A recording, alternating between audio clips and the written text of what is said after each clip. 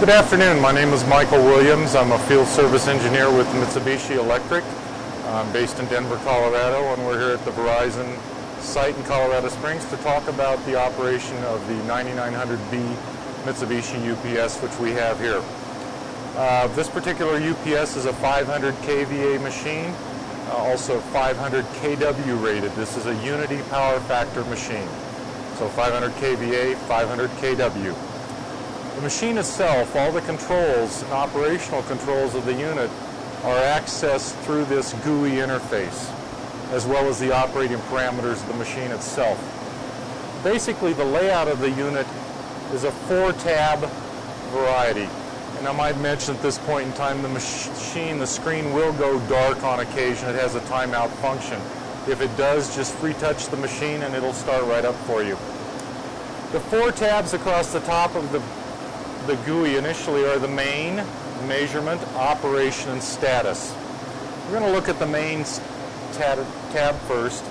The main tab shows you at a glance what your bypass input voltage is and your mains input voltage, your battery plant voltage, as well as your output voltage. It's also going to tell you what kind of load is currently on the machine. So in other words, in this case, our bypass is 589 volts. Inputs 483. We can make a determination those are two separate sources. Battery voltage is 540 volts DC, and the output's at 481 volts at 11 amps. The next tab, we're going to elaborate on the measurement. It's going to expand. We're going to show all 3 phases of bypass, all 3 phases of input, as well as our battery and battery current, either charge or discharge. This tab here is going to be our output. It shows the same thing in greater detail on our output. DC bus voltage, output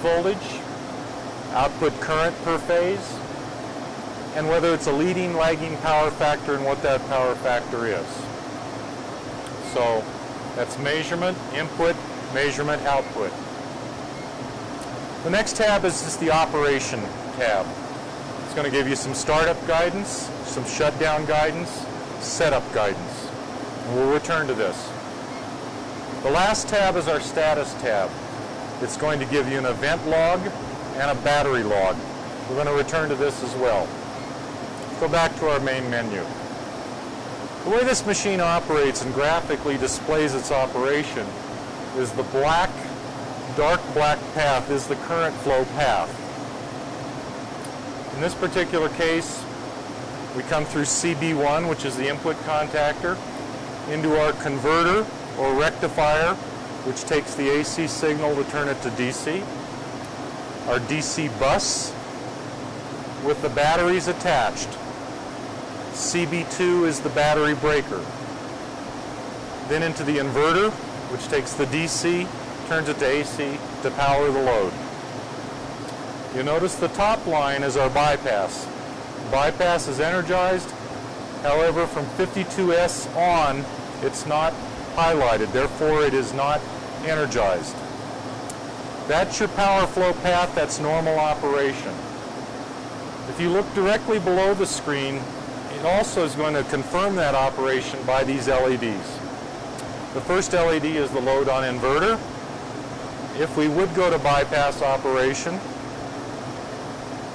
load on bypass, overload, LCD fault, or UPS fault. Several things can occur to cause any of these to light up. Least of all, take it to bypass. Let's talk about operation real quick. I'm going to make the assumption that you know more or less the operation of a UPS system.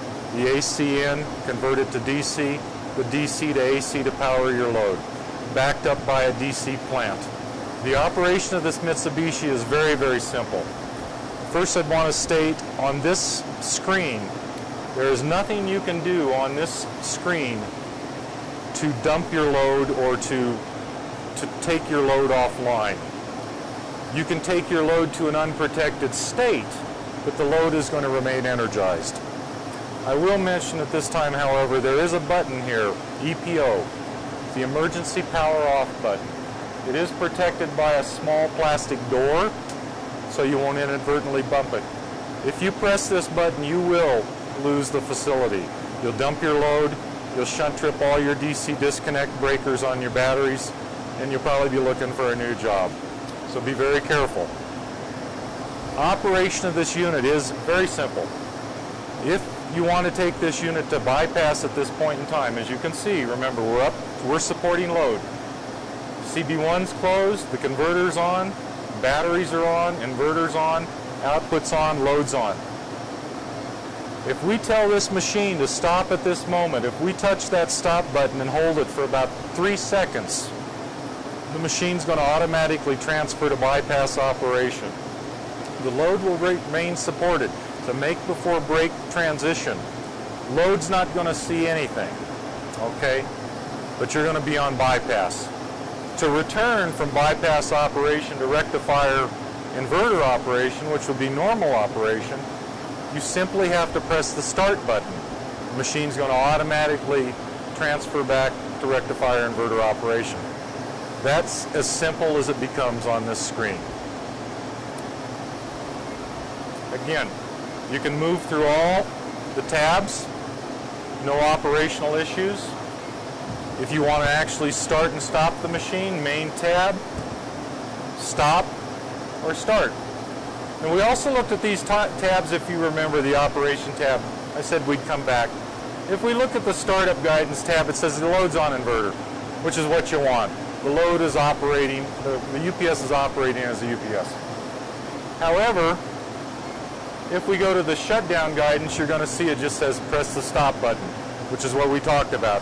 Simply going to transfer to bypass. Okay? That's the operation of this unit in a nutshell, the UPS itself. We do have two other components of operation in this machine. And one is the maintenance bypass, or the full wraparound bypass, which is located to the left of the unit. This is your maintenance bypass switch. It comprises all 5 breakers. The instructional operation to operate this switch is right here. Suffice it to say, we're supporting load in this facility. I'm not going to operate this switch at this point in time. But basically what this does is it just wraps around this UPS with public utility. And the way it's operated is you take the UPS to bypass. When the UPS module is taken to bypass, it's going to release this Kirk key. It's going to light this light and energize this solenoid that this Kirk key may be removed. When the Kirk key is removed, you are able to access the MBB, or the maintenance bypass breaker. With the UPS in bypass, the removal of the Kirk key, the release of this Kirk lock, you can engage MBB, which will put a parallel wraparound utility source around the UPS. At that point in time, you can de-energize the UPS. To get back onto UPS operation, the reverse is true, and the steps are outlined one by one right here. If you follow them one by one, you can't screw up. Okay, the one thing to remember here is operation of this breaker system and this Kirk key interlock is only enabled if this unit is in bypass mode.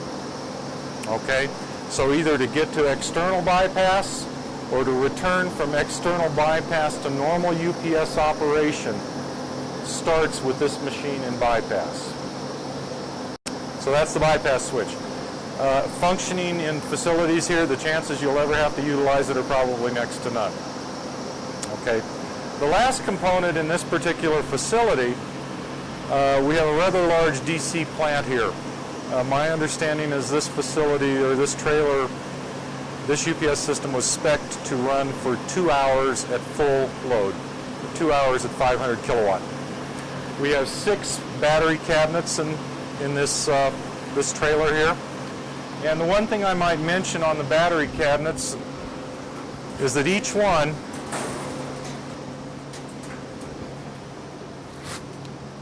there is an individual DC disconnect in each cabinet.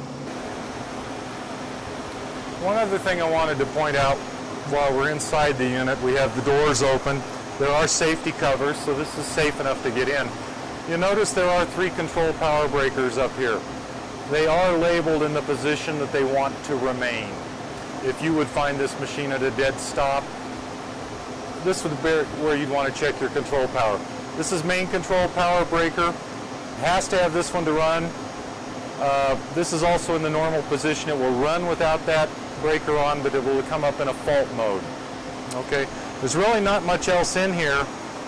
You can see behind the screening, basically, here's your output contactors for your bypass and your for your output. Input contactors over here. You can't really see it, but there are trays. There's 3 trays in the bottom of this unit here. This is your converter or your rectifier. This over here is your inverter. And basically that's the entire inside of the machine. And when the UPS is started, we have to make certain that all these breakers are closed. Okay? Critical issue. We don't have the DC plant, we don't have a UPS. It's as simple as that.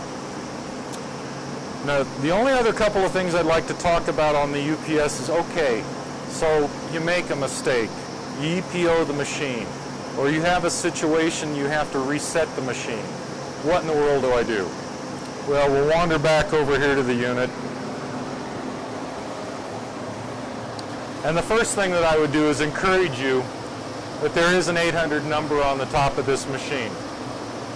Okay? Call the 800 number. Tell them who you are, and we'll try to walk you through it. They also have my phone number at the facility. I'm available for 24/7 operation. So, you have to reset the machine. You come in, there's a UPS fault. The machine may be operating correctly. Everything is fine. You're looking, oh, it loads on inverter, battery breaker, batteries are online there. And by the way, I might mention, if I was to take the batteries offline at this particular point, what we'd see is that this little stab with the batteries would go white. We also would get an alarm. The machine is very intuitive. The machine is very smart. The machine wants to help you operate it. So the one thing I might say, you come in, you're in a fault situation, everything's operating correctly.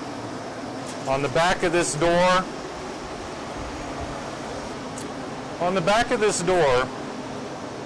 in this cutout, the upper cutout to the far left, there's a red rocker button which is labeled reset. You can press this reset button at any time during the operation of this unit. It will not affect the operation of the unit. However, if there is a fault that is not a major fault, it's not a hardware failure, something catastrophic, for example, it's going to just go ahead and reset. A lot of things it'll react automatically to. For example, the machine is in an overload situation. It's going to immediately transfer to bypass, support the load till the overload is reduced. You're never even going to know it. But that's what this red reset would be, is if something actually latches in on the front that says UPS fault. There's 2 other buttons in here I would like you to be aware of. There's numerous buttons actually, but the only other 2 I'd like you to be aware of are directly to the right of the reset. There's a round white button and a round red button. One says start, one says stop.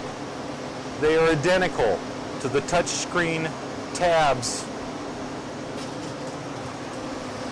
on our interface here. Start and stop here, or start and stop here. Well, why is that important? The reason it is important is because you do have a touch screen interface. If something were to happen to that interface, it would fail perhaps. You do have a way to operate the machine.